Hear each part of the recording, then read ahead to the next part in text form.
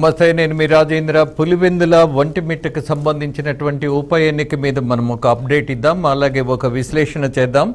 అక్కడ జరిగినటువంటి సమాచారం మొత్తం యథాతథంగా అందజేసే ప్రయత్నం చేద్దాం. ఉదయం నుంచి జరిగినటువంటి అనేక దుర్ఘటనలు కూడా ఉన్నాయి ఇందులో. ఏమిటా దుర్ఘటనలు అనంటే, ఆఫ్టర్ ఆల్ ఒక జెడ్పీటీసీ ఎన్నిక, ఉప ఎన్నిక, దట్టు మరి ఇంత ఉద్రేకపూరితమైనటువంటి పరిస్థితి ఎందుకు అంటే అది పులివెందుల కాబట్టి. ఎందుకు అని అంటే అది మాజీ ముఖ్యమంత్రి అడ్డా కాబట్టి. ఆయనకున్నటువంటి ప్రాధాన్యత ఏదైతే ఉందో అది తగ్గిపోతుందేమో అన్నటువంటి ఒక భయంలో వచ్చినటువంటి ప్రతిపక్షంలో కదలిక, సంచలనం.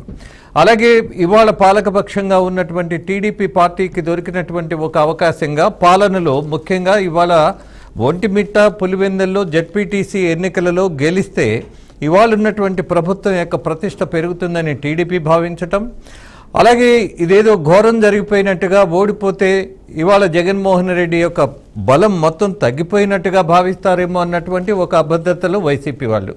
దీని మీద చర్చిద్దాం. దీంట్లో మనతో పాటు ప్రముఖ విశ్లేషకులు అడుసుమిల్లి శ్రీనివాసరావు గారు ఉన్నారు. ఎస్, నమస్తే అండి. నమస్కారం అండి. చూసారా శ్రీనివాసరావు గారు, చాలా విచిత్రంగా జెడ్పీటీసీ ఎన్నికలు ఒక ఎంపీ పోటీ చేస్తున్నటువంటి ఎన్నికల్లాగా, అలాగే ఈ దేశానికో ఈ రాష్ట్రానికో ఏదో పెద్ద ప్రమాదం వస్తున్నట్టుగా వ్యవహారం మొత్తం నడుస్తోంది. దీన్ని ఎలా తీసుకోవాలి అసలు బేసిక్గానే? ఇక్కడ అంటే చాలా నుంచి, అంటే దశాబ్దాల తరబడి పులివెందుల కాన్స్టిట్యున్సీ ఆ చుట్టుపక్కల పరిధిలో ఎన్నికలు అనేటువంటిది ఒక ప్రహసనం అండి. అంటే వాళ్ళు జరగనిస్తే జరుగుతాయి, లేదంటే జరగవు. వాళ్ళు కావాల్సిన వాళ్ళు ఓట్లు వేసుకుంటారు. వాళ్ళకి ఓట్లు పడవనుకున్న చోట వీళ్ళే వాళ్ళు ఓట్లు వేసుకుంటారు. ఇది వాళ్ళ నడిపిస్తున్నది. అక్కడ చాలా మంది ప్రజలకి ఇప్పుడు చెప్తా ఉన్నారు, చాలా మంది మేము తొలిసారి ఓటేస్తున్నామని. అంటే చాలా 25-30 ఏళ్ళ తర్వాత మాకు ఇక్కడ ఎన్నిక జరుగుతుందని చెప్తాను. అంటే ఇదంతా దురదృష్టకరమైన విషయం. స్వాతంత్రం వచ్చిన తర్వాత ఇన్నాళ్ళు అయిన తర్వాత కూడా ఈ రకమైన, అయితే కొన్ని ఛానళ్ళలో, కొన్ని మీడియా సంస్థలు వేరే రకం ప్రొజెక్ట్ చేస్తూ ఉన్నాయి. వాస్తవాలు ఎవరు ఎన్ని అబద్ధాలు ప్రచారం చేసినా వాస్తవాలు మరుగున పడవు. పులివెందుల పరిస్థితి ఏంటో అందరికీ తెలుసు, ఈ రాష్ట్రంలోని దేశంలో అందరికీ తెలుసు. అక్కడ ఈ కూటమి ప్రభుత్వం, లేదంటే ఎలక్షన్ కమిషన్, అక్కడ ఉన్న పోలీస్ సిబ్బంది ఎన్నికలు సజావుగా జరిగే ఏర్పాట్లు చేసి, అక్కడ ప్రత్యర్థి ప్రతిపక్షానికి చెందిన పార్టీలకి అభ్యర్థులు కూడా రక్షణ కల్పించి, మీ ఓటు మీరు వేసుకోండి బాబు అని స్వేచ్ఛగా ఆ వాతావరణాన్ని కల్పించారు. కానీ మరి ఎందుకు గగ్గోలు పెడుతున్నారు? ఇప్పుడు ఇక్కడ జగన్మోహన్ రెడ్డి గారు అడ్డా అయినప్పుడు, ఆయన కంచుకోట అయినప్పుడు, ఇంత అధికార పార్టీ అధికార దుర్వినియోగం చేయకుండా స్వేచ్ఛగా ఎన్నికలు జరిపే అవకాశం ఇచ్చినప్పుడు చక్కగా వినియోగించుకోవాలి. కానీ విచిత్రంగా అధికార పక్షం ఎన్నికలు జరగని వాళ్ళే స్వేచ్ఛగా ఉంటది, ప్రతిపక్షం మాత్రం గగ్గోలు పెడతాం. మొగుడిని కొట్టి మొగసాలకు ఎక్కినట్టుగా అన్యాయం జరుగుతుంది, దుర్మార్గం జరుగుతుంది, దౌర్జన్యం జరుగుతుందని. ఓ పక్కనే జగన్ మేనమామ రవీంద్రనాథ్ రెడ్డి వీరంగం ఆడుతూ ఉంటాడు మఠంపల్లిలో.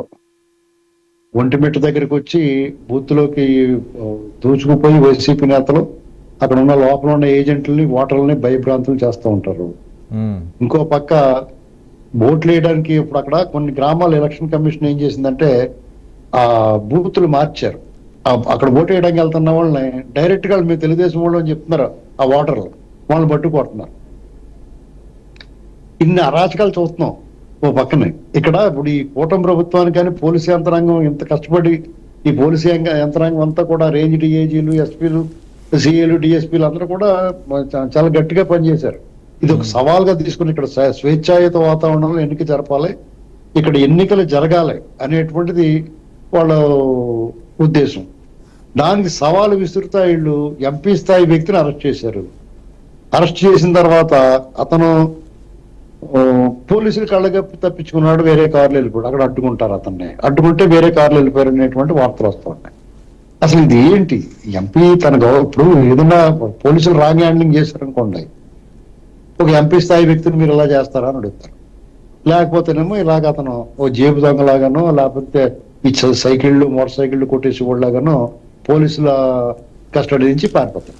ఇది ఏంటండి, ఇది అసలు ఏం జరుగుతుంది? ఒకటి మాత్రం నిజం రాజేంద్ర గారు, ఈ రాష్ట్రంలో గత సార్వత్రిక ఎన్నికల్లో రాష్ట్రం అంతా జగన్ గ్యాంగ్ పేడ వదిలించుకుని స్వేచ్ఛగా, అంటే ఓట్లు వేసుకుంటేనే స్వేచ్ఛగా హాయిగా ఉంది. డెఫినెట్ గా ఓటు అనేటువంటిది వాళ్ళ హక్కు, ప్రాథమిక హక్కు. వాళ్ళ అభిప్రాయానికి వాళ్ళ అభిమతానికి అనుగుణంగా వాళ్ళు స్వేచ్ఛగా నిర్ణయం తీసుకున్న వాళ్ళు ఎవరైతే పరిపాలించాలో వాళ్ళని ఎంచుకునే పూర్తి స్థాయి హక్కు అది. దాన్ని వినియోగించుకునే అవకాశం లేకుండా చేయటం అంటే వాళ్ళని ఒక రకంగా చిత్రవధ చేసి చంపేసినట్టే. ఇక్కడ దశాబ్దాలుగా అక్కడ ఆ వాతావరణం ఉందండి. ఇంకా చూస్తే రెచ్చగొట్టే వ్యాఖ్యలు కనిపిస్తా ఉన్నాయి, వినిపిస్తా ఉన్నాయి. సతీష్ రెడ్డి గారు అంతకుముందు మొన్నటి వరకు ఆయన టీడీపీలో ఉండేవాడు, వైసీపీ గెలిచిన తర్వాత వైసీపీలోకి వెళ్ళాడు. 5-6 సార్లు ఆయన టీడీపీ తరఫున పోటీ చేశాడు. శ్రీనివాసరావు ఒక విషయం, లోకేష్ గారిని రెచ్చగొట్టే వ్యాఖ్యలు చేస్తా ఉన్నాడు. ఎందుకోసం ఇదంతా? వాళ్ళు అసలు అరాచకం గాని, అన్యాయం గాని, దుర్మార్గం గాని, దౌర్జన్యం గాని, వాళ్ళు పేటెంట్ హక్కు అనేటువంటిది గత 5 సంవత్సరాలు వాళ్ళ పరిపాలనలో చూసే మనం. వాళ్ళు ప్రతిపక్షంలోకి వచ్చిన తర్వాత కూడా వాళ్ళు ఎక్కడ కూడా ఏం తగ్గలేదు. ఇది స్పష్టంగా కళ్ళ ముందు కనిపిస్తున్నా గానీ వాళ్ళు ఇంకా బుకాయించాలనుకోవడం. శ్రీనివాసరావు ఒక అప్డేట్ ఉంది మనకి. ఇటీవల అంతర్గతమైనటువంటి సమావేశంలో వైసీపీ నాయకుడిగా ఉన్నటువంటి మాజీ ముఖ్యమంత్రి జగన్మోహన్ రెడ్డిలో ఒక మార్పు కనపడిందని ఆ నాయకులే, సీనియర్ నాయకులు చెప్తున్నారు. ఆ సమావేశంలో మన ధోరణిని మనం మార్చుకోవాల్సిన పరిస్థితి ఉందేమో, జరిగినటువంటి తప్పుల్లో జనం మనల్ని అపార్థం చేసుకున్నారేమో, అలాగే నేను నమ్మినటువంటిది ఏదైతే ఉందో బటన్ నొక్కి లేని వాళ్ళకి అలాగే సంక్షేమ పథకాలు ఇవ్వడం వల్ల జనం అంతా నాతో ఉంటారన్నటువంటి భావన తప్పేమో అని ఆయన డిస్కస్ చేశారని కొంతమంది సీనియర్ నాయకులే చెప్తున్నారు. ఈ దశలో జగన్మోహన్ రెడ్డిలో కొంత మార్పు వచ్చే అవకాశం ఉందని భావించవచ్చా? What you say? ఇక్కడ మీకు ఒక విషయం రాజేంద్ర గారు, ఎన్నికలైన తర్వాత వీళ్ళు మొట్టమొదటగా చేయాల్సింది ఏ రాజకీయ పార్టీ అయినా సరే గెలిచి మనం ఎలా గెలిచామనేటువంటి ఒక సమీక్ష ఆనందంగా చేసుకుంటారు. ఓడిపోతే వాళ్ళు ఎందుకు ఓడిపోయి, మనలో లోపాలు ఎక్కడ ఉన్నాయి, మనం ఏం పొరపాటు చేసాం, ఏ వర్గాలు మనకు దూరమైనటువంటి సమీక్ష చేసుకుని ఆ అపజయాన్ని హుందాగా అంగీకరించాలి. ఇక్కడ వీళ్ళు ఇవాళకి వాళ్ళు కూడా భ్రమలో ఉన్నారో లేకపోతే వాళ్ళ కేడర్ని భ్రమలో పెడుతున్నారో తెలియదు కానీ ఈవీఎంల వల్ల ఓడిపోయాం మనం, ఈవీఎంల ముఖ్యమంత్రి, ఈవీఎంల కూటమి అన్నట్టుగా మాట్లాడుతూ ఉన్నారు. ఇక్కడ ఇది చాలా దురదృష్టం అండి. చాలా మంది గెలిచినప్పుడేమో ఈవీఎంల సమస్య లేదంటారు, ఓడిపోతేనేమో ఈవీఎంల వల్ల ఓడిపోయి ఉంటారు. నాకు కూడా ఈవీఎంల మీద ఒక అభ్యంతరం ఉంది. ఎందుకంటే ప్రజలకు ఒక అపోహ ఉన్నప్పుడు ఆ ఎలక్షన్ కమిషన్ అపోహను తొలగించాలి, ఫస్ట్ పాయింట్. కానీ నేను ఇక్కడ ఏం జరిగింది అనుకుంటున్నానంటే, గత 2019 ఎన్నికల్లో కానీ తర్వాత జరిగింది అనే విషయంలో కానీ ఇక మన రాష్ట్రంలో ఒక దాదాపు 28 లక్షల దొంగోట్లు నమోదై ఉన్నాయండి 2019 నాటికి. అప్పుడు ఈ చంద్రబాబు నాయుడు గారి ప్రభుత్వం కానీ వాళ్ళు కానీ కానుకోలేకపోయారు ఈ దొంగోట్లని. చాలా జాగ్రత్తగా అప్పట్లోనే ఎలక్షన్ కమిషన్ కానీ, అప్పుడు స్టేట్ ఎలక్షన్ కమిషన్ గా కొత్తగా వచ్చిన ఆయన కానీ ఆయన చివరిలో చంద్రబాబు నాయుడు గారికి పూర్తి ప్రతికూలంగా ఉన్నారు అంతా, అధికార యంత్రాంగం కానీ వ్యవస్థలు కానీ. అటువంటి పరిస్థితుల్లో వీళ్ళ అభ్యంతరాలన్నీ తోసిరాజన్నారు. ఆయన ఎంతసేపు ఈవీఎంలో వీవీపాట్ స్లిప్లు అంటే తిరిగాడు కానీ చంద్రబాబు నాయుడు గారు దీన్ని చూసుకోలేదు, దాన్ని ఫలితం అనుభవించారు. ఇది నాకెందుకు తెలుసు అంటే 22 నుంచి 21 నుంచి మన రాష్ట్రంలో ఈ దొంగ ఓట్ల సమస్య మీద కోనేరు సురేష్ గారిని ఒక ఆయన టీడీఎల్పీ ఆయన, అలాగే అన్ని రామకృష్ణ గారిని కానీ చనిపోయాడు ఆయన లాస్ట్ ఇయర్, అన్ని రామకృష్ణ గారు. ఇలాగా వీళ్ళందరూ కూడా దీన్ని బయటికి తీసుకొచ్చి ఎక్కడెక్కడ ఓట్లు, ఎవరికి ఓట్ల శాతం ఏంటి, ఎవరు ఏ సెక్షన్ ఎవరికి ఓట్లు వేస్తారు, ఎక్కడ ఏముందనేటువంటిది అంతా ఈ ఓటర్ లిస్ట్ ని కూలంకషంగా పరిశీలించిన తర్వాత అనేక ఓట్లు దొంగ ఓట్లు నమోదై ఉన్నాయని, అలాగే దీన్ని ఎలా సరి చేయాలనుకున్నటువంటి దాని విషయంలో మీకు అక్రాస్ గ్లోబ్ పనిచేశారు. ఈ ఓటర్ లిస్టులు, ఓట్ల నమోదు, ఓట్లు దొంగ ఓట్లు తొలగించడం మీద విశేషమైన కృషి చేశారండి. ఈ ఘన విజయం సాధించడంలో ఆ దొంగ ఓట్లను తొలగించడం అనేటువంటిది కూడా ప్రధాన పాత్ర. అయితే రాష్ట్రంలో ఉన్న వాతావరణానికి డెఫినెట్ గా కూటమి గెలిచేది. అంటే ఇంత భారీ మెజార్టీతో గెలవకపోను ఆ దొంగ ఓట్లని తీసేయబట్టి వాళ్ళకి ఆ విజయం సాధించింది. ఇక్కడ పులివెందుల్లో కూడా ఇదే సేమ్ సిచ్యుయేషన్. వాళ్ళకి ఎక్కడెక్కడ వెనకాల స్టూడెంట్స్ బ్యాగ్ ఉంటది కదా, ఆ బ్యాగ్ తగిలించుకుని వచ్చాడు ఒక ఓటు వేయడానికి. వాళ్ళ ఊళ్ళో వాళ్ళు ఓటు వేయడానికి బ్యాగ్ తగిలించుకుని వస్తాడండి ఎవడన్నా చెప్పండి. తర్వాత ఆయన ఎవడన్నా ప్రశ్నిస్తే వాడు అక్కడి నుంచి జారుకున్నారు. అంటే ఈ దారుణంగా ఉన్న పరిస్థితి ఇక్కడ. వాళ్ళు ఏంటంటే అన్ని విధాల సామధాన భేద దండోపాయాలను ఉపయోగించి అయితే వాళ్ళకి చుక్కెదురైంది. జగన్మోహన్ రెడ్డి అనే గ్యాంగ్ కి ప్రభుత్వం పట్టుదలగా ఉంది, వ్యవస్థలు కూడా కఠినంగా వ్యవహరిస్తున్నాయి, క్రమశిక్షణగా వ్యవహరిస్తున్నాయి, చాలా జాగ్రత్తగా చాలా సెన్సిటివ్ గా హ్యాండిల్ చేస్తున్నారు. అక్కడ ఉన్న డిఐజీ కానీ ఎస్పీ కానీ వాళ్ళందరూ కూడా చాలా సెన్సిటివ్ గా హ్యాండిల్ చేస్తున్నారు. ఇక్కడ వాళ్ళు మరి కావాలంటే వైసీపీ వాళ్ళందరినీ ఇంట్లోంచి కదలలేకుండా చేయొచ్చు. ఈ ఎలక్షన్ వాళ్ళు ఎలా కాలతాలో చేసుకోవచ్చు, ఎవరు కాదనలేడు. ఎందుకంటే అసలు నామినేషన్ వేయకుండానే చేయొచ్చు. అదంతా జగన్మోహన్ రెడ్డి ఆల్రెడీ చూపించాడు. కానీ ఇక్కడ 11 నామినేషన్లు నమోదైనవి. అంటే మీరు ఎన్నికలు చేసుకోండి, నామినేషన్లు వేసుకోండి, ప్రచారం చేసుకోండి, ఎవరు బాగా ప్రచారం చేసుకుని ఎవరి మీద నమ్మకుంటే ప్రజలు ఓట్లు వేసుకోండి, అటువంటి వాతావరణాన్ని కల్పించారు అక్కడ. కాబట్టి వీళ్ళ మీద ఊరికే ఇక అన్యాయం జరిగింది, రిగ్గింగ్ చేస్తున్నారు, అధికార పక్షం అధికార దుర్వినియోగం చేస్తున్నారు అనే మాట నాకైతే అనిపించట్లా. మరి అది సాధ్యపడే అవకాశం ఇవాళ కనపడట్లా. బికాజ్ అక్కడ సీసీ కెమెరాలను చాలా ఎక్కువ పెట్టారు. ప్రతి మూల ప్రతి వారి కదలికను రికార్డ్ చేయడానికి మంచి ఏర్పాట్లే చేశారు. దాంతోపాటు డ్రోన్స్ కూడా ఉన్నాయి. ఒక ఎంపీ ఎలక్షన్ కూడా ఇంత భారీగా జరగదు. వేల మంది పోలీసులను పెట్టారు శ్రీనివాసరావు. అలాగే ఇప్పుడే నేను అన్నట్టు డ్రోన్ కెమెరాలు, సీసీ కెమెరాలు, ఒక కమాండ్ కంట్రోల్ రూమ్. అసలు ఎక్కడ జెడ్పీటీసీ ఎన్నికలకు ఇంత భారీ ఎత్తున ప్రజాధనం ఖర్చు పెట్టాల్సిన పరిస్థితి రాదు. ఇవాళ అంబటి రాంబాబు గారు మాట్లాడుతున్నారు, ప్రజాస్వామ్యం ఖూనీ అయింది ఇవాళ పులివెందుల ఒంటిమిట్ట వేదికగానే.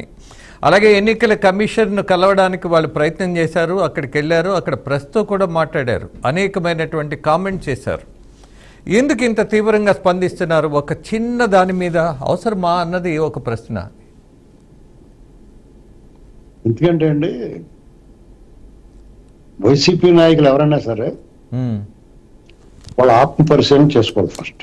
ఓకే, ఈ జడ్పీటీసీ ఎన్నికల్లో అక్కడ అన్యాయం జరుగుతుంది, అరాచకం జరుగుతుంది, దుర్మార్గం జరుగుతుందని మాట్లాడే ముందు వాళ్ళ ఇంట్లో బయటకు వచ్చే ముందు ఇంట్లో అద్దం ముందు చూసుకుని వాళ్ళ ఆత్మను వాళ్ళు ఒకసారి సినిమాలో చూపిస్తారు చూడండి, ఆత్మ ప్రత్యక్షమై ఆత్మ ప్రశ్నిస్తుంది కదా, అలాగా ప్రశ్నించుకోవాలి. ఎందుకంటే ఇది ఎప్పుడో జమానాలో జరగలేదు. జగన్మోహన్ రెడ్డి హయాంలోనే ఎలక్షన్ జరిగినాయి, స్థానిక సంస్థల ఎన్నికలు జరిగినాయి, మున్సిపల్ ఎన్నికలు జరిగినాయి, ఎమ్మెల్సీ ఎన్నికలు జరిగినాయి, బై ఎలక్షన్ ఉప ఎన్నికలు కూడా జరిగినాయి. వాటిలో అప్పుడు మీకు చిన్న ఎగ్జాంపుల్ చెప్పాలి. పంచాయతీ ఎన్నికలు చూడండి, మ్యాక్సిమం ఏకగ్రీవం చేశారు. ఎవరైనా సాధారణంగా అధికార పార్టీకి ఒక ఇచ్చి ఉంటుంది, వాళ్ళకి మీద పోటీ పడి మనం గెలవలే అనుకున్నప్పుడు ఏకగ్రీవంగా ఒప్పుకుంటారు. ఆ ఎమ్మెల్యేని ఎవరు నచ్చజెప్పి ఇరు వర్గాలని రాజీ చేసి చేస్తారు. కానీ వీళ్ళు బలవంతం చేశారు, భయపెట్టారు, ప్రలోభ పెట్టారు. ఎవరైనా వాళ్ళ మాట వినకుండా నామినేషన్ వేయడానికి సిద్ధపడితే ఆ స్థానికంగా ఉన్న సిఐ లాంటి అధికారులు కూర్చోబెట్టి వాళ్ళకి వార్నింగ్ ఇచ్చారు, నయాన భయాన ఒప్పించారు, వాళ్ళని విరమించేలా చేశారు. ఒకవేళ ఎన్ని ఖండాలు దాటుకుని వాడు నామినేషన్ వేసాడు అనుకోండి, అతన్ని నామినేషన్ వేసిన తర్వాత కూడా స్క్రూటినీలో పోయేలా చూశారు. ఆ గండం కూడా దాటుకున్న తర్వాత ప్రచారం సరిగ్గా చేసుకునేవాళ్ళు, అడుగున ఆంక్షలు పెట్టారు, చాలా ఇబ్బంది పెట్టారు. అది కూడా దాటుకుని ఎన్నికల నాడు ఏజెంట్లు దొరకకుండా చూశారు. ఒకవేళ ఎన్నికల్లో ఏజెంట్లు ఉండి ఓటింగ్ జరిగే వరకు కూడా నిలబడి ఉంటే అతను గట్టిగా ఫలితాల నాడు కరెంట్ ఆఫీస్ ఫలితాలు తేడా చేయడం చూశారు. దాన్ని కూడా తట్టుకుంటే ఫలితాన్ని ప్రకటించడానికి లేట్ చేశారు. అంటే ఇన్ని గండాలు దాటుకుని గెలిచారు, కొంత అయినా సరే గెలిచారు, పంచాయతీలు గెలిచారు. మీకు జడ్పీటీసీ పాతపట్నం, శ్రీకాకుళం జిల్లా పాతపట్నం నియోజకవర్గంలో అప్పుడు మాజీ ఎమ్మెల్యే ఈయన కల్మట వెంకటరమణ గారు ఉన్నారు. అక్కడ ఒక జడ్పీటీసీ ఆ నియోజకవర్గానికి సంబంధించి జడ్పీటీసీ 4,000 మెజార్టీ 2,800 మెజార్టీతో గెలిచాడు ఆయన. ఆ గెలిచిన టీడీపీ తరఫున ఆ ఫలితాలు ప్రకటించుకుంటే ఇబ్బంది పెట్టేశారు. పెడితే మొత్తం ఆయన అన్ని మండలాలకి ఫోన్ చేసి జనాలందరినీ తీసుకొచ్చి కూర్చోబెడితే అప్పుడు పోలింగ్ ఎలక్షన్ ఆఫీసర్ ప్రకటించాడు. అంటే అంత ఒత్తిడి ఉండేది. అంటే ప్రజలు ఎన్నుకుని ఓటేసి ఎలక్షన్ అయిపోయిన గెలిచిన వాళ్ళు కూడా ప్రకటన చేయనివ్వలేదు. అలాగే ఎక్కడెక్కడ నామినేషన్ వేసే రోజు పెద్ద ప్రహసనం మీ మీడియాకంతా కూడా అది ఏది చూపించాలో ఏది మీరు చూపించలేకపోయారు. ఆ దౌర్జన్యాల్ని మీ న్యూస్ ఛానల్స్ కూడా చూపించలేకపోయి ఎన్ని చోట్లను కవర్ చేస్తారు. అంత దుర్మార్గం అరాచకం చేశారండి. వాళ్ళు సిగ్గు లేకుండా వాళ్ళు ఏమనుకోవాలంటే ఒకవేళ నిజంగా ఈ కూటమి ప్రభుత్వం అరాచకం అన్యాయం దుర్మార్గం చేస్తే వాళ్ళు మనం చేసి వాళ్ళు చేసుకుంటున్నారో మనకి అప్పుడు అధికారం మనం చేసాం ఇప్పుడు అధికారం వీళ్ళు చేసుకుంటారో నోరు మూసి కూర్చోవాలి ఇంట్లో. అంతేగాని సిగ్గు లేకుండా మళ్ళీ వచ్చి బయటకు వచ్చి ఏం మాట్లాడతారండి వాళ్ళు. అలా మాట్లాడటం వల్ల మళ్ళాటి వాళ్ళని బయటకు వచ్చి నువ్వు బుదిలేదరా నీకు వాళ్ళలా జరిగింది అని చెప్పి చెవాట్లు పెట్టే పరిస్థితి తెచ్చుకున్నారు. ఎలా ఒప్పుకుంటారండి? జనానికి వాళ్ళ ఈ రకమైన దుర్మార్గాన్ని అలవాటు చేశారు. వీళ్ళు ఇంకా చాలా నిజంగానే మంచి ప్రభుత్వం దాన్ని వేరే రకంగా అంటున్నారు. కానీ జనాలు వాళ్ళు టీడీపీకి సంబంధించిన కూటమిలో సంబంధించిన ఆ పార్టీల తాలూకు కేడర్ అందరూ కూడా చాలా చికాగ్గా ఉన్నారు. అలాగే ప్రజలు కూడా వీళ్ళని ఎప్పుడు వేస్తారు లోపల మోకాలు చెప్పలు తీసేయండి వాళ్ళకి అని చెప్పి చెప్తున్నారు. వాళ్ళంతా మాకు అనేక మంది ఫోన్లు చేస్తుంటే ఎందుకు వదిలేస్తున్నారండి వీళ్ళని. మాకేం సంబంధం బాబు, వాళ్ళు వదిలేస్తారంటే వాళ్ళు ప్రజాస్వామ్యతంగా వెళ్తారు, చట్ట ప్రకారం పోతారు. వాళ్ళు అడ్డుగోలుగా వెళ్తారు, వాళ్ళు దొంగోళ్ళు అందుకని ఓడిపోరని చెప్తున్నాం మేము. ఇక్కడ పులివిందులే కాదండి, కడప కొన్ని సెన్సిటివ్ ఏరియాస్ ఉన్నాయి. ఆ పొంగనూరు ఆ ఏరియాల్లో కూడా వాళ్ళదే ఇష్టారాజ్యంగా వ్యవహరిస్తున్నారు. వాళ్ళందరినీ కూడా అదుపులో పెట్టాలి. వాళ్ళకి ఎట్టి పరిస్థితుల్లోనూ ఈ ఎన్నికల్లో నేనేమనుకుంటున్నానంటే స్వేచ్ఛగా ఓట్లు వేసుకొని ఇచ్చారు కాబట్టి ఇప్పుడు ఆల్రెడీ 54%, 55% నమోదు అయిపోయిందండి. 1.5 అంటే దాదాపు 70% దాకా పోలింగ్ సరళి. ఇప్పుడు ఆ పోలింగ్ సరళి చూస్తే 70% పైన ఉండేలా ఉంది. ఘన విజయం సాధిస్తుంది ఇప్పుడు తెలుగుదేశం పార్టీ ఎవరైతే ఇప్పుడు పోటీ చేశారు. ఎందుకంటే ప్రతి ఎన్నికకి ప్రతి సార్వత్రిక ఎన్నికల్లో కూడా ఈ రకంగా చేయడానికి అవకాశం ఉండదు కాబట్టి. శ్రీనివాసరావు, ఒక విషయం ఇక్కడ స్వేచ్ఛాయుత వాతావరణంలో ఓటింగ్ జరుగుతుందని భావించే అవకాశం ఉందా మీకున్న సమాచారం మేరకు? నాకున్న సమాచారం మేరకు అధికార పక్షం దౌర్జన్యం ఏమి లేదండి అక్కడ. నేను గమనించాను. అక్కడ ఎవడన్నా గొడవ చేసింది ఏమైనా ఉంటే ఇప్పుడు మీరు వచ్చినా మీద పడిపోతే నేను ఏం చేస్తాను, నేను తిరగబడినా. ఇప్పుడు అక్కడ వీళ్ళు అవినాష్ రెడ్డి గారు బైండ్ ఓవర్ అయ్యాడు, అరెస్ట్ అతను అదుపులో తీసుకున్నారు. అతను ఎందుకని పారిపోవాలండి అక్కడి నుంచి? ఇప్పుడు అధికార పక్షానికి ఇబ్బంది లేదు ఓటింగ్ అనుకుందాం. ఇవాళ ప్రతిపక్షంగా ఉన్నటువంటి వైసీపీ నాయకులు కూడా ఓట్లు వేసేటటువంటి వాళ్ళను నిరోధిస్తున్నారని ఒక సమాచారం. లేదు కావాలని చెప్పేసి టీడీపీ వాళ్ళు వైసీపీ వాళ్ళ మీద దాడి చేస్తూ ఓటింగ్ కి కనీసం సహకరించకుండా రానివ్వకుండా అడ్డుకుంటున్నటువంటి పరిస్థితి ఉందని ఈ పార్టీ. దేన్ని నమ్మాలి మనం? ఇప్పుడు మీకు ఖచ్చితంగా పులివెందుల్లా ఇప్పుడు అదే బెనిఫిట్ ఆఫ్ డౌట్ పొందడానికి ఆ రకమైన సంశయాన్ని కలగజేస్తారన్నాడు. వాళ్ళ అడ్డా అది, నిజంగానే వాళ్ళ అడ్డా ఏది దౌర్జన్యాల దుర్మార్గాల కరకు కత్తుల మెలికల కత్తుల బాంబుల అడ్డా అది వాళ్ళది. ఈ రకమైన దౌర్జన్యం దుర్మార్గంతో వాళ్ళు నెగ్గుకుంటూ వస్తున్నారు. దాన్ని వీళ్ళు ప్రశాంతంగా జరిపించే వాతావరణం కల్పించడానికి తలపేయడం తోకొస్తుంది వీళ్ళకి.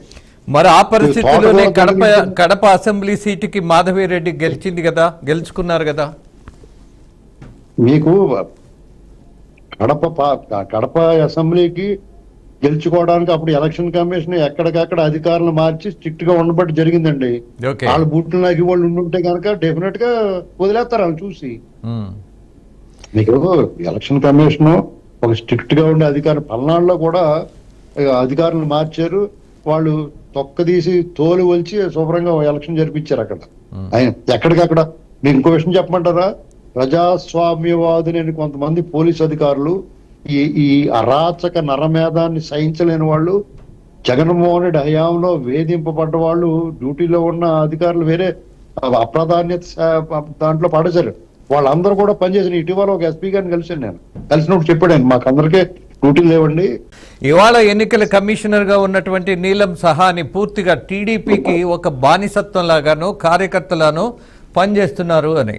బట్ ఇదే నీలం సహాని చీఫ్ సెక్రటరీగా ఉన్నప్పుడు తూచా తప్పకుండా ఆ రోజున్నటువంటి ముఖ్యమంత్రి ఆదేశాలను తను చాలా గొప్పగా ఆచరించింది అని ఆ రోజున్నటువంటి నాయకులు, ఆ రోజున్నటువంటి ప్రభుత్వమే చెప్పింది.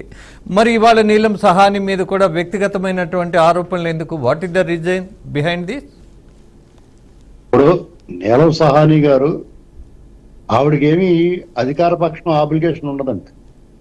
ఎందుకు ఉండదంటే వాళ్ళు స్వేచ్ఛగా జరగాలని కోరుకుంటున్నారు. ఇంకా ఆబ్లిగేషన్ ఎందుకు వాళ్ళకి? వీళ్ళు కోరుకుంటున్నారు అడ్డగోలుగా మాకు సమర్థించాలి, మేము నియమించాం కదా, నిన్ను చీఫ్ సెక్రటరీగా పెట్టుకున్నాం, మేము నిన్ను ఆదరించాం, మీకు అవకాశం కల్పించాం కూడా మాకు పనిచేయమని అడుగుతున్నారు వాళ్ళు. అలా ఎందుకు పనిచేస్తారు వాళ్ళు? ఒక ప్రజాస్వామ్యయుతంగా చట్టానికి రాజ్యాంగానికి లోబడి పనిచేసే ప్రభుత్వం ఉన్నప్పుడు వాళ్ళకి అనుకూలంగా పనిచేస్తారు వాళ్ళు. అనుకూలంగా ఏముంది? వాళ్ళు చట్టంలో పనిచేస్తూ ఉంటారు. చట్టాన్ని తన పని తను చేసుకొని ఇస్తారు వాళ్ళు. వీళ్ళేమో చట్టాన్ని వాళ్ళ పని చేయమని అడుగుతారు. డెఫినెట్ గా జరగదండి. ఎందుకంటే అక్కడ వాళ్ళు ఎన్ని గొంతులేసినప్పుడు వాళ్ళు ఎప్పుడు కూడా అక్కడున్న వీళ్ళ వైరి పక్షాలు ఆహాకారాలు ఆర్తనాదాలు చేసేవారు. ఇవాళ ఆహాకారాల ఆర్తనాదాలు వాళ్ళు చేస్తున్నారు. అదే విధి. ఎందుకంటే సాగినంతకాలం తమ్మంతటి వాళ్ళు లేడనుకుంటారు. దాంతో అధికార మతం ఒళ్ళు కోవెక్కి కళ్ళు మూసిపోయి వ్యవహరించారు. ఇవాళ వాస్తవంలోకి వచ్చారు. కాళ్ళు నేల మీద అంతనాయి, కళ్ళు కింద దిగిని, అధికారం దూరమైంది. ఎక్కడికెక్కడ కేసులు, వాళ్ళు చేసిన దొంగతనాలకి, దుర్మార్గాలకి, అరాచకాలకి కేసులు చుట్టుముట్టినాయి. ఎవడు ఎప్పుడు లోపల పోతాడో తెలియదు. అంచేత వాళ్ళ కేడర్లో కూడా ఆత్మస్థైర్యం సన్నగిలుతుంది. వీళ్ళని నమ్ముకుంటే కుక్క తోకబడిన గోదావరి తినేటారా బాబు అనుకుంటారా. అయినా సరే డెఫినెట్ గా ఇటువంటి పచ్చి నెత్తురు తాగే వాళ్ళకి ఆ నెత్తురులో వాటా ఉన్న తాగటంలో వాటా ఉండి కంపెనీ ఇచ్చే వాళ్ళకి వాళ్ళు కూడా ఉంటారు కొంతమంది. రేపు మాపు ఈ ఎన్నికలైన తర్వాత ఇంకా బలహీన పడతారు. జగన్మోహన్ రెడ్డి రేపు మాపు డెఫినెట్ గా ఆ లెక్కర్ స్కామ్ లో లోపల పోతా ఉన్నాడు. అవినాష్ రెడ్డి బెయిల్ కూడా సునీతా రెడ్డి గారు పోరాటం ఇంకా తీవ్రం చేయబోతా ఉంది. ఇవన్నీ జరుగుతాయండి. ఎందుకంటే వీళ్ళని ఉపేక్షిస్తే రాష్ట్రానికి పట్టిన వైరస్ అని ఎప్పుడో చెప్పిన వీళ్ళ ఒక్కలో మిగతా రాజకీయ పక్షాలు ఎవరు రాజకీయం వాళ్ళు చేసుకుంటారు. ప్రజలు ఎవరిని ఆదరిస్తే వాళ్ళు గెలుస్తారు, పరిపాలిస్తారు. కానీ వీళ్ళు మాత్రం ఎట్టి పరిస్థితుల్లో రాజకీయాలు ఉండకూడదు. ఈ రాష్ట్రానికి కాదు, దేశానికి కూడా డేంజర్. ఎందుకంటే వీళ్ళు సంపాదించిన అవినీతి సొమ్ముతోటి మాఫియాలు, డ్రగ్ ట్రాఫికింగ్, హ్యూమన్ ట్రాఫికింగ్, మీకు ఆర్మ్స్, ఆయుధాల అక్రమ రవాణా కూడా చేస్తారు. వీళ్ళని ఎట్టి పరిస్థితుల్లో దేశాన్ని వీలైతే ఈ కూటమి ప్రభుత్వం, ఎన్డీఏ ప్రభుత్వం ఏం చేయాలంటే వీళ్ళ అక్రమాస్తులు అన్నింటిని హ్యాండ్ ఓవర్ చేసుకుని మేము మా ఆస్తులను మేము దొబ్బేసిన సొమ్మంతా మీకు అప్పచెప్తాం, మమ్మల్ని వదిలేండి బాబు అంటే వాళ్ళు వదిలేయడానికి కూడా సిద్ధపడాలి. ఈ దేశం నుంచి తరిమేయాలి బయటికి. వాళ్ళు ఎక్కడో పోయి ఇంకో దేశం పెట్టుకుంటారు, అక్కడ ఏదో బతుకుతారు. ఇది కొంచెం చెప్పడానికి వినటానికి విచిత్రంగాను అప్సైడ్ గా కనిపిస్తుంది. కానీ అదే మార్గం అండి. ఈ పాము బాగానే ఉంది కదా అని చెప్పేసి ఇంట్లో ఉండెత్తే ప్రమాదం. అది బయటకు పోతారంటే పోనిస్తాం మనం కోర్టు. మనం ఇప్పుడున్న ప్రభుత్వం దుర్మార్గానికి వెళ్ళలేదు. మామూలుగా అయితే ఇటువంటి వాళ్ళని జైల్లో పెట్టి ఎప్పటికీ రానికుండా చేయాలనుకుంటాం. కానీ జైల్లో ఎన్నాళ్ళు పెడతారండి? శిక్ష పడడానికి అతను 13 ఏళ్ళ నుంచి బయట తిరుగుతున్నాడు అక్రమాస్తుల కేసులో. కాబట్టి శిక్ష పడాలి, విచారణ జరగాలి. కరెక్ట్ గా విచారణ తీర్పిచ్చే టైం జడ్జి గారు ఏమో సెలవు పెడతాడో లేదో. శ్రీనివాస్ గారు, మీరు చెప్పింది ప్రధానమైనటువంటి విషయమే. కానీ నేను ఇక్కడ జగన్మోహన్ రెడ్డిని తప్పు పట్టబోట్ల కారణం ఏంటంటే సిస్టమే అలా ఉన్నప్పుడు ఆ సిస్టాన్ని ఉపయోగించుకునే తెలివితేటలు ఎవరైనా ఉంటారు. ఆ తెలివితేటలే ఇవాళ జగన్మోహన్ రెడ్డి ప్రదర్శించారు, కానీ లేనిది తను తెచ్చుకోలేదుగా. ఇప్పుడు మీకు ఎలా ఉంటదంటే అండి, అతను ఎంట్రీ ఎగ్జిట్ 2 ప్లాన్ తోటి గతంలో అతను అక్రమాస్తుల కేసుల విషయంలో ఆ దొంగతనాలకు ఎంట్రీ మాత్రమే తెలుసు అతనికి, ఎగ్జిట్ ప్లాన్ లేదు.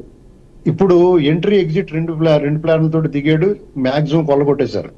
అయితే సిస్టమ్ మీరు అన్నట్టుగా ఎగ్జాక్ట్లీ సిస్టమ్ కూడా చాలా దరిద్రం పట్టింది సిస్టమ్.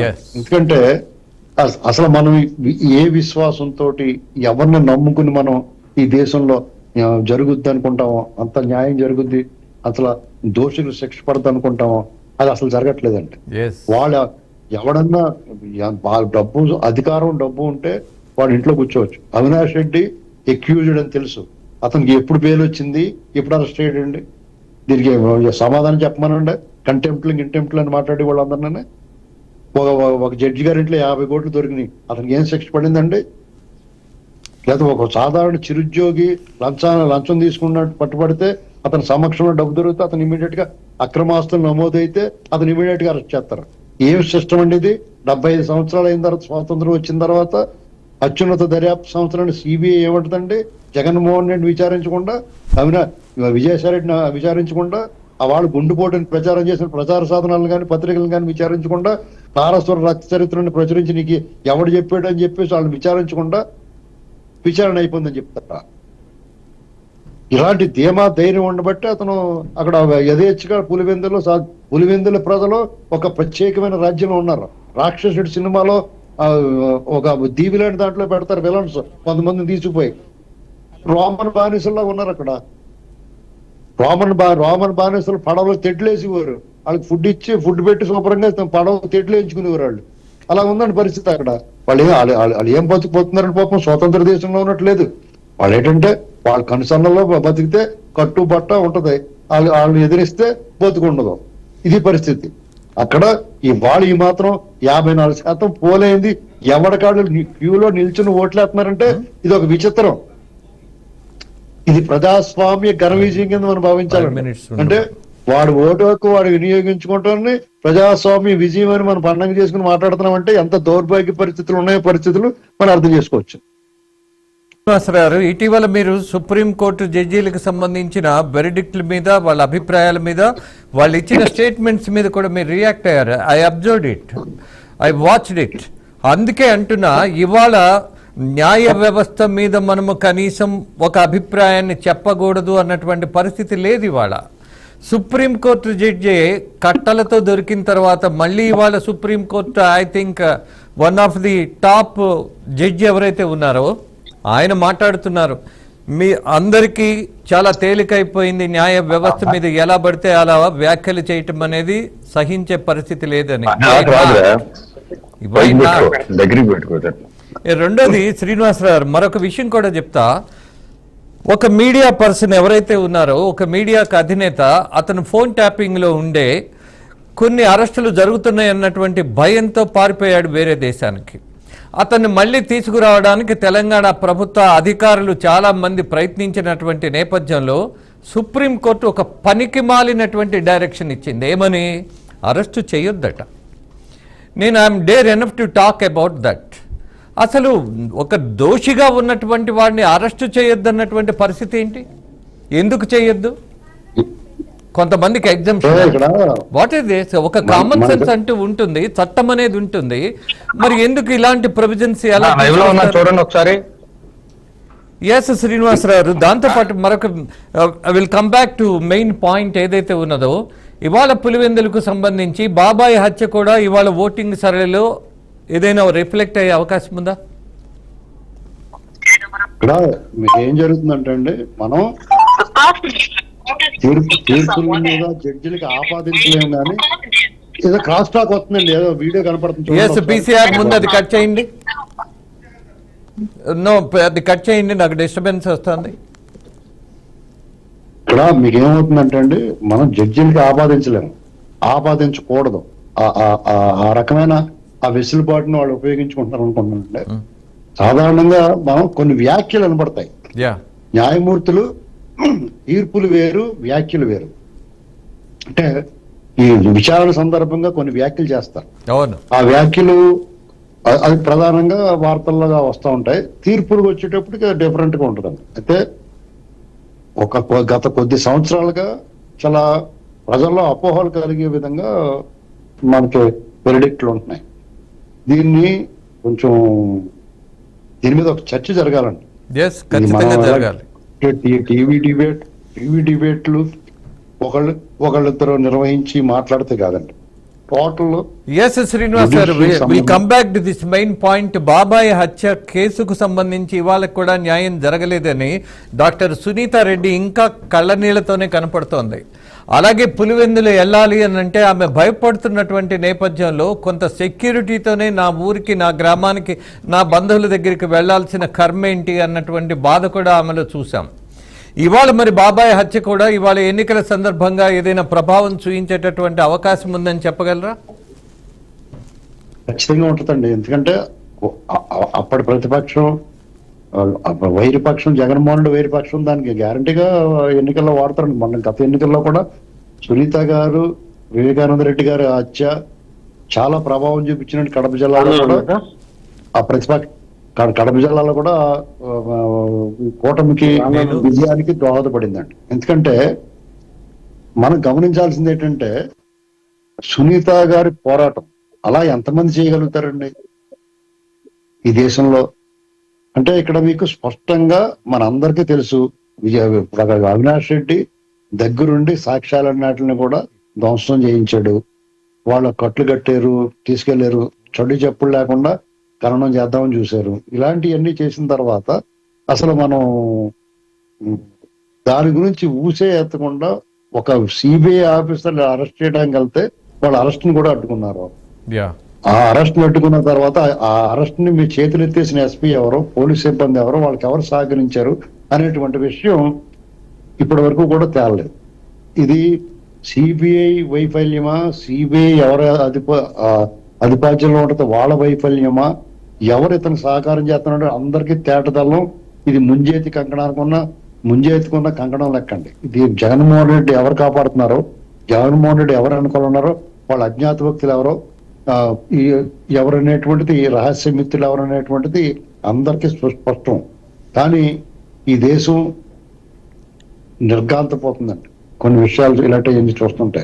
ఎందుకంటే మన కళ్ళ ముందు జరిగింది, ఇది స్పష్టంగా తెలుస్తుంది. ఒక ఆడబిడ్డ హై ప్రొఫైల్ మర్డర్, ఆవిడ కూడా స్థాయి ఒక డాక్టరు, ఆ స్థాయిలో వాళ్ళకి కూడా న్యాయానికి ఇన్ని పిల్లి మొగ్గలు వేయాల్సి వస్తుంటే, ఇన్ని రకాలుగా గల్లీ నుంచి ఢిల్లీ వరకు ఎక్కే గడప దిగే గడపకి తిరగాల్సిన పరిస్థితి వస్తే ఈ దేశంలో ఒక సామాన్యుడికి లేదా ఒక మధ్యతరగతి వాళ్ళకి ఏం న్యాయం జరుగుద్ది?